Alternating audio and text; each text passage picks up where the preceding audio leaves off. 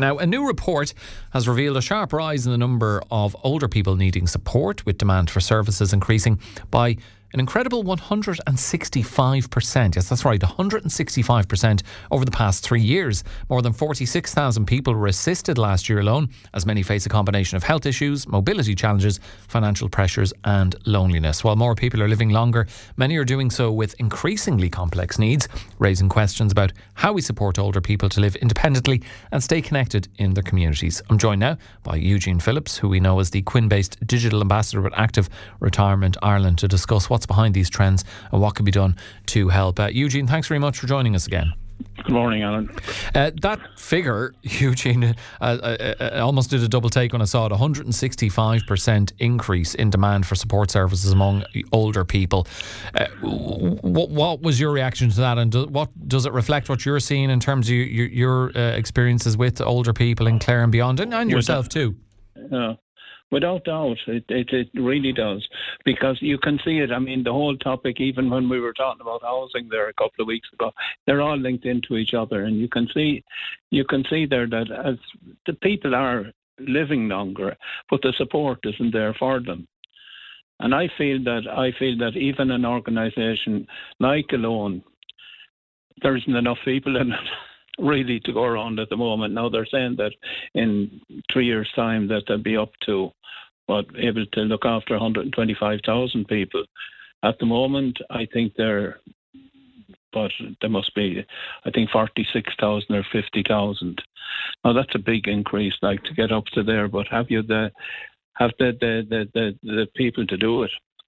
Yeah, and especially when it seems to be so many issues, Eugene, that are highlighted in the Alone report, be it physical health, falls, financial strain, loneliness. But I suppose maybe in reality, how interconnected are these challenges? Well, to be quite honest, I think that a lot of them are. The big one is loneliness. And physical health. Now, if you're in the outskirts of somewhere and you can't, you're not in touch with people on a daily basis, you're going to be left there. And that's why I feel that, we must look after older people that are out of the circle, if you like, and try and bring them into, in various villages or cities or towns or whatever, bring them together more, that people can, like the likes of Alone, can go and meet them as groups and try and do something about what's happening. As I said, I couldn't believe it, with the physical health was the top of it, 59%. Well, I suppose, as they're getting on in years, I suppose physical would come in there. Housing, 36%. And, so in general, like, we know the problems, but it's the solving of the problems. I think the only way to do it really is have a place for older people that they can come in, whether it be on a daily basis, or I would prefer to see a housing set up in most villages that you can have a place for these older people to go, and that they're looked after there. There's little more I can say, only that this is a fact. What's down here now, I know I see there that the amount of hours that have gone into looking after people. Something like 117,000 volunteers alone to look after 270, or used 270,000 hours. And that's a lot of hours, But I mean, it's all volunteers. Wouldn't you think that the government should put more permanent people in there as well? You would think so, particularly as we've discussed before, the importance of the vote amongst the older age cohort. And I suppose part of the issue that we're seeing more people, Eugene, living into their late 70s, 80s and beyond. And I guess, is that changing the type of support that's needed, and therefore services and communities are struggling to keep pace with that demographic shift? Yeah, well, I think it's on a very slow basis that they are. Because even if you take it, like they're saying now, up to 25,000 from 50,000 in 3 years.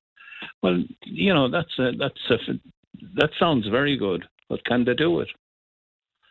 And where are they going to get the people? Like, if they're relying so much on volunteers, I believe there should be a certain amount of permanent people to look after this.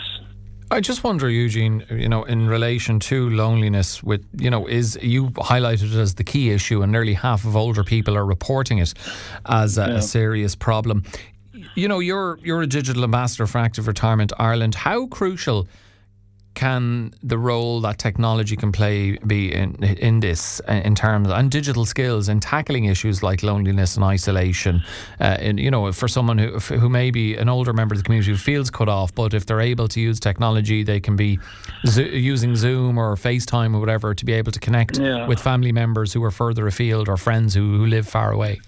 Well, I can't believe it now. Just take an active retirement alone. Like, if you take an active retirement group now that we have, the amount of people that are skilled in using or the computers and that, it's incredible.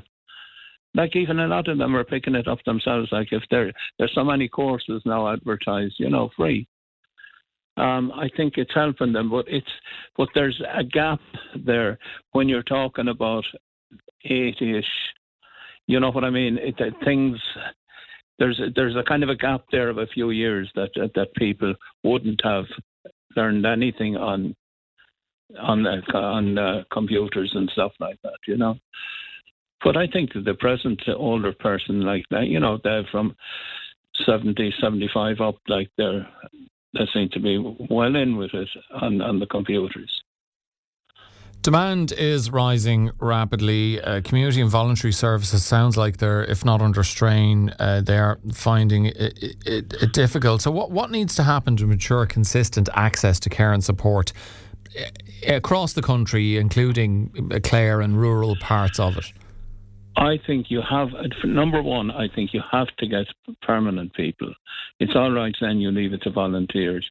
You must have more permanent people looking after the situation there. And number two, I would say that the likes of organisations like our own and that, I think for them to come in, that's why you need the people kind of in the villages, so that you can bring them to your meetings and this, that and the other thing.